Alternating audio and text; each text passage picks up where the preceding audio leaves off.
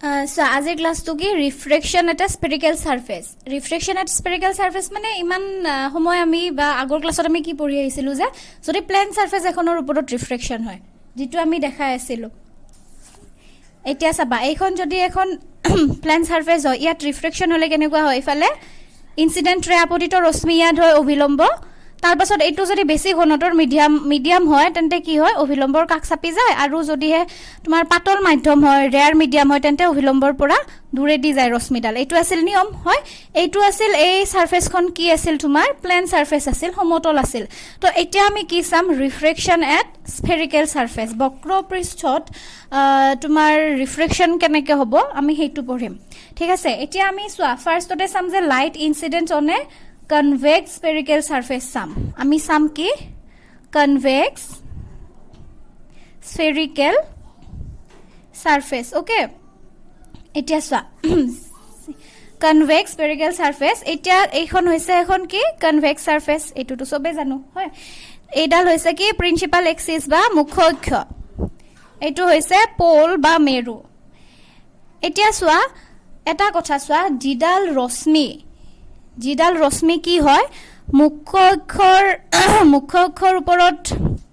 মানে এনেকে সিধাই জিডাল ৰশ্মি আহিব ঠিক আছে হেডাল ৰশ্মি কি হয় তোমাৰ বেকা নোহোৱাকে পাৰ হৈ যায় বুজি পাইছা না ইয়াৰ সিধাকে অহা ৰশ্মিডাল কি হ'ব বেকা নোহোৱাকে পাৰ হৈ যাব ধৰা হল ওপি এডাল যদি আমি ইনসিডেন্ট ৰে বুলি ভাবো আপতিত ৰশ্মি ই এনেকে বেকা নোহোৱাকে কি হ'ব ইফালে পাৰ হৈ যাব ঠিক আছে তো এতিয়া সোয়া এডাল ৰশ্মি আমি ইফালৰ পৰা পঠালো এডাল হৈছে এডাল ইনসিডেন্ট ৰে তোমাৰ আপতিত ৰশ্মি এতিয়া এডাল যদি আপতিত ৰশ্মি হয় এই বিন্দুটোত আমি কি আকিম এডাল অভিলম্ব আকিম হয় না আৰু তোমাৰ গোলাকাৰ দাপোনৰ অভিলম্ব কোণডাল মই আগতেও দেখাইছো নৰমাল কোণডাল গোলাকাৰ দাপোনৰ ক্ষেত্ৰত স্ফেৰিকেল মিৰৰৰ ক্ষেত্ৰত এতিয়া সোয়া এইখন যদি কনভেক্স সাৰফেস হয় ইয়াৰ সেন্টাৰ অফ কাৰ্ভেচাৰ কোন পিনে থাকিব of course etu side ot thakibo hoy na iate ki thakibo center of curvature thakibo etia gulakar dapunor jidal normal ba jidal obhilombo asil hedal ki hodai apoton bindu aru center of curvature hongjugi edale hoise ki obhilombo ba normal গোলাকাৰ দাপনৰ ক্ষেত্ৰত মই আগতেও কৈছো আমি যদি স্ফেৰিকেল মিৰৰত নৰমাল আকিব লাগে then Upton বিন্দু বা তোমাৰ পয়েন্ট অফ ইনসিডেন্স মানে কি যেটো পয়েন্টত আহি ইনসিডেন্ট ৰেডাল পৰিব হেতু পয়েন্ট অফ ইনসিডেন্স আৰু সেন্টাৰ অফ কাৰ্ভেচাৰ কানেক্টিং ৰেডাল হৈছে কানেক্টিং লাইন সেগমেন্টাল হৈছে কি অভিলম্ব বা নরমাল ঠিক আছে তো এতিয়া সোয়া ই পিনে গুছি আহিব এনেকে ইয়াত ৰিফ্ৰেক্ট হয় ইফালে গুছি আহিব গটিকে এ এডাল হৈছে তোমাৰ ৰিফ্ৰেক্টেড ৰে এডাল হৈছে ৰিফ্ৰেক্টেড ৰে তো এই ডট পয়েন্ট অফ ইন্টারসেকশন টুত কি ফর্ম হবো ইয়াতে ইমেজ টু ফর্ম হবো প্রতিবিম্ব টু ফর্ম হবো লক্ষ্য বস্তু আসিলে কোনটো এই ও বিন্দুটো আছিল লক্ষ্য বস্তু ঠিক আছে ইয়াৰ পৰা দুডাল ৰশ্মি গৈছে এডাল ৰশ্মি গৈছে প্ৰিন্সিপাল এক্সিসৰ ওপৰেদি মুখ্য অক্ষৰ ওপৰেদি গৈছে জিডাল বেকা নোহোৱাকে পাৰ হৈ গল আকৌ জি তোমাৰ এটা এংগল কৰিছে সাপোজ এইটো আমি আলফা এংগল বুলি ধৰিছো এই ৰেডালৰ লগত আলফা এংগল কৰি যোৱা ৰেডাল কি হৈছে এনেকে ইফালেদি ডেভিয়েট হৈ গৈছে আৰু এইটো সাপোজ আমি ধৰিছো কি তোমাৰ গামা ঠিক আছে এইটো আমি গামা এংগল লৈছো আৰু তোমাৰ এই এংগলটো আমি কি লৈছো বিটা এংগল লৈছো এখিনি লাগে ঠিকে আছে তো এতিয়া চাবা এতিয়া আমি কি কৰিম এই পয়েন্ট অফ ইনসিডেন্সৰ পৰা ইয়ালৈকে ওকে এইটো হৈছে পয়েন্ট কিউ এইটো সাপোজ আমি পয়েন্ট ডি বুলি ধৰিছো হ'ব তো এটা এ এংগলটো কি হ'ব এংগল আই হ'ব আৰু এ এংগলটো কি হ'ব এংগল আৰ হ'ব এইটো তো সবে বুজি পাইছা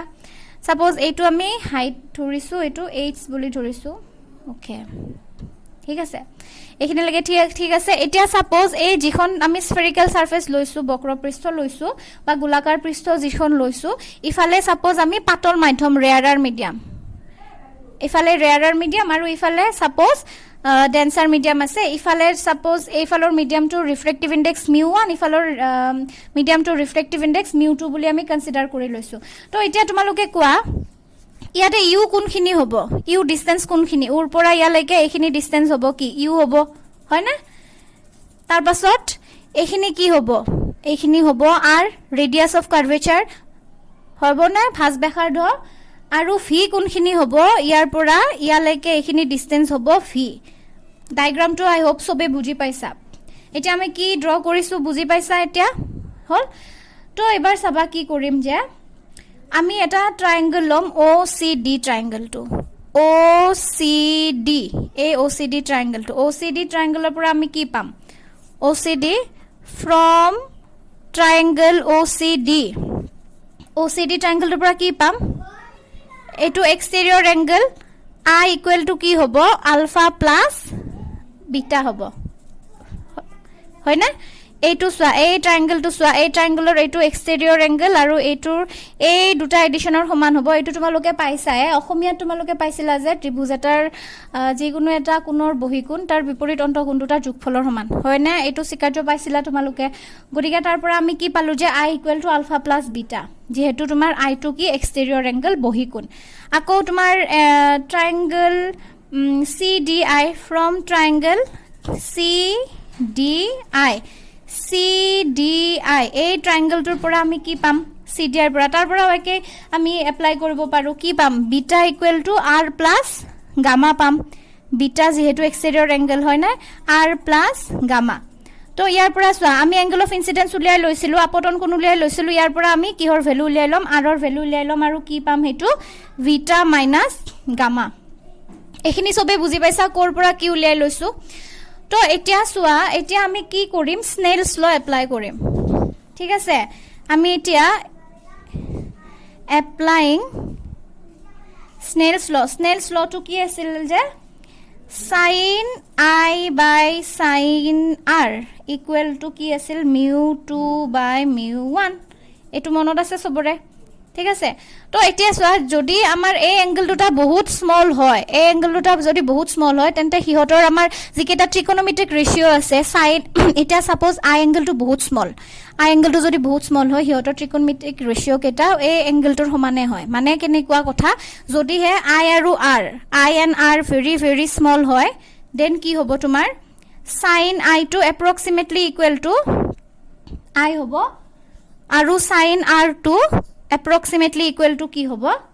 R হ'ব বুজি পাইছা যদি হে I আৰু R টো বহুত স্মল এংগল হয় তেতিয়া হলে ইহতৰ সাইন ৰেশিওটো আলটিমেটলি এংগলটোৰ সমান হ'ব আৰু তোমাৰ R ৰো কি হ'ব সাইন ৰেশিওটো তোমাৰ R ৰ সমান হ'ব ঠিক আছে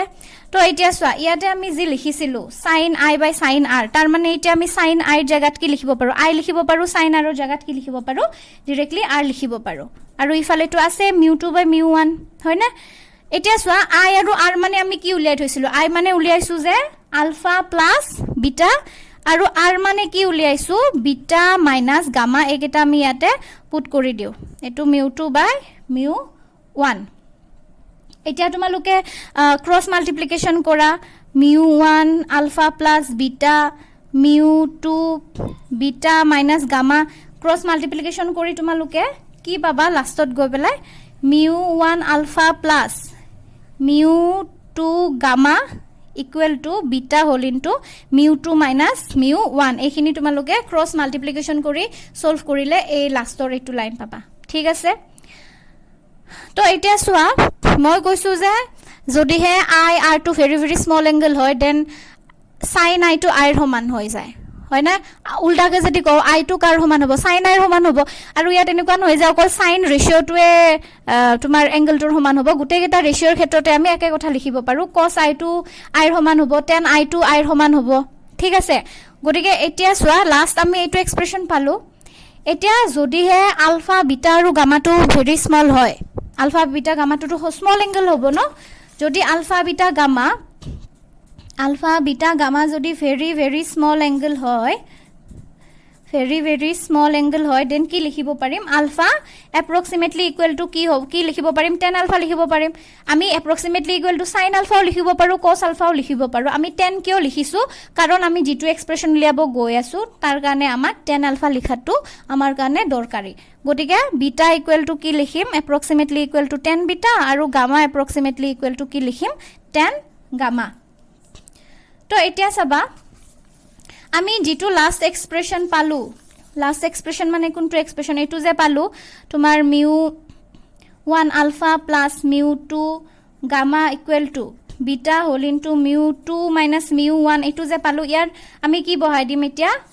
তোমাৰ আলফাৰ জায়গা tan alpha বহাম গামাৰ জায়গা tan gamma বহাম তাৰ মানে mu1 tan alpha plus mu 2 tan gamma equal to etu beta jagat ki likhim tan beta whole into mu 2 minus mu 1 এখিনি লাগে বুজি পাইছা তো এতিয়া চাবা এখিনি লাগে বুজি পাইছা তোমালোকে তো এতিয়া আমি যদি হে ছবিখনৰ পৰা উলিয়াব যাও আমি ছবিখনৰ পৰা যদি তোমাৰ tan alpha উলিয়াব যাও tan alpha মানে কোনখিনি হ'ব কোৱাচোন যদি tan alpha উলিয়াব যাও এইটো চোৱা এইটো আছিল কি আলফা এইটো আমি ৰাইট এঙ্গেল ট্ৰায়াঙ্গেল এটা পাইছো ন ইয়াৰ পৰা যদি নৰমাল ড্ৰ কৰো সো tan alpha মানে কি হ'ব তোমাৰ h by বা dq by h বুলি লিখিম এটো h ধৰিছো যেহেতু h by oq হ'ব বুজি পাইছা না tan alpha কি হ'ব mu 1 into h by oq plus mu 2 into tan gamma মানে কি হ'ব tan gamma মানে এটো এটা রাইট এঙ্গেল ট্রায়াঙ্গেল এইটো তো tan gamma মানে কি পাম h by qi পাম ইয়াতে পাম h by qi আৰু ইফালে tan beta মানে কি পাম এইটো হৈছে beta এই ট্ৰায়াঙ্গেলৰ পৰা tan beta মানে কি পাম h by qc পাম তো ইয়াত কি লিখিম h by qc লিখিম ইফালে mu 2 minus mu 1 তো সোৱা ওপৰত h ইয়াটো h আছে ইয়াৰ পৰা যদি h টো কমন ল এটোৰ লগত কি যাব কাটা কাটি যাব আমাৰ কি থাকিব mu 1 by oq plus mu 2 by qi equal to mu 2 minus mu 1 by qc এখিনি লাগে বুজি পাইছা ঠিক আছে তো এতিয়া সোৱা যদি হে আলফা টু স্মল হয় ঠিক আছে যদি আলফা টু স্মল হয় তেতিয়া কি হ'ব ৰেজ আৰ প্যাৰেক্সিয়াল হ'ব বুজি পাইছা নে তাৰ মানে এইটো যদি হে আলফা টু যদি বহুত স্মল হোৱা মানে কি ইফালে এডাল আছে ইফালে এডাল আছে বহুত স্মল হোৱা মানে এইটো আলটিমেটলি এনেকুৱা হৈ যাব তাৰ মানে আলটিমেটলি কি হৈ যাব প্যাৰেক্সিয়াল হ'ব তেতিয়া তোমাৰ পি কিউ এই ডিসটেন্স টু কি হৈ যাব আমাৰ নেগলিজিবল পি কিউ ডিসটেন্স টু নেগলিজিবল হৈ যাব বুজি পাইছা নে গটিকে আমি ও কিউৰ জাগাত কি লিখিব পাৰিম ও পি লিখিব পাৰিম তোমাৰ QC ৰ জাগাত কি লিখিব পাৰিম PC লিখিব পাৰিম আৰু QI জাগাত কি লিখিব পাৰিম PI লিখিব পাৰিম বুজি পাইছা নে যদি PQ ডিসটেন্স টু ভেৰি ভেৰি স্মল হয় তাৰ মানে কি হ'ব তোমাৰ মানে কি হৈ যাব if alpha is very small তেতিয়া কি হ'ব তোমাৰ OQ to তোমাৰ approximately equal to OP হৈ যাব তাৰ পাছত QI to approximately equal to PI হৈ যাব আৰু QC to approximately equal to কি হৈ যাব PC হৈ যাব তো আমি কি লিখিব পাৰিম ইয়াৰ পৰা কি লিখিব পাৰিম mu 1 by OP plus mu 2 by QI জাগাত লিখিম PI equal to mu 2 minus mu 1 QC জাগাত লিখিম PC লিখিম ঠিক আছে তো এতিয়া সোৱা OP মানে কিমান OP মানে হৈছে u এটা u to minus u হ'ব because কি আছে তোমাৰ লেফট সাইডত আছে হয় না op ৰ জাগাত আমি কি লিখিব পাৰিম এতিয়া minus u লিখিব পাৰিম মানে mu 1 by minus u লিখিব পাৰিম প্লাস তোমাৰ mu 2 by কি pi মানে কি হ'ব pi মানে কিমান ডিসটেন্স v তো pi ৰ জাগাত আমি কি লিখিব পাৰিম v লিখিব পাৰিম equal to mu 2 minus mu 1 pc জাগাত আমি কি লিখিব পাৰিম r লিখিব পাৰিম হয় না গটিকে এইটো যদি অকমান হজাই পৰাই লিখু কি পাম mu 2 by v minus mu 1 by u equal to mu 2 minus mu 1 by r বুজি পাইছা গটিকে এইটো হ'ব if the refraction is taking place from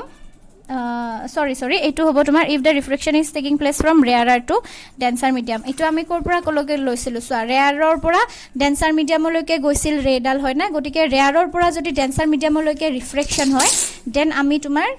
formula to কি পাম এইটো mu 2 by v minus mu 1 by u equal to mu 2 minus mu 1 by r কিন্তু এতিয়া যদি হে রিফ্লেকশন টু তোমার কি হয় সাপোজ রিফ্লেকশন টু তোমার ডেন্সাৰৰ পৰা ৰেয়াৰ হৈছে যদি ডেন্সাৰৰ পৰা ৰেয়াৰ হয় ডেন্সাৰৰ পৰা যদি ৰেয়াৰ মিডিয়ামলৈকে রিফ্লেকশন হয় দেন ফর্মুলা টু কি হ'ব mu 1 by v minus mu 2 by u equal to mu 1 minus mu 2 by r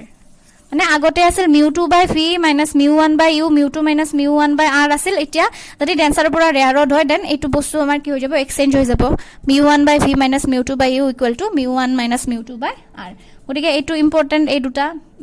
G দুটা দিলো নেক্সট আমি কি পঢ়িম lens maker formula lens maker ফৰ্মুলাটো আমি নেক্সট ক্লাছত পঢ়িম, আজি নপঢ়োঁ। আজি তোমালোকে এইটোৱে লিখি লোৱা আৰু মই যেনেকৈ সময় পাওঁ তোমালোকক ক্লাছটো দিয়ে থাকিম। ইয়াৰে নোটছটো ধুনীয়াকৈ চবেই বনাই ল'বা। আছামিছ মিডিয়ামতো অলমষ্ট ছেমেই হ'ব। মই অসমীয়া ইংৰাজী একেলগে যিহেতু কৈ গৈছোঁ, অসমীয়া মিডিয়ামৰখিনিও একেলগে লিখি ল'ব পাৰিবা। বাকীখিনিতো চব মেথমেটিকেল এক্সপ্ৰেছনে, তাত অসমীয়া ইংলিছৰ একো ডিফাৰেঞ্চে নাই। বাকী প্ৰথমতে যিখিনি কথা কৈছিলোঁ সেইখিনিও অসমীয়া মিডিয়ামখিনিয়ে অসমীয়াত লিখিবা, ইংলিছ মিডিয়ামখিনিয়ে ইংলিছ মিডিয়ামত লিখি ল'বা।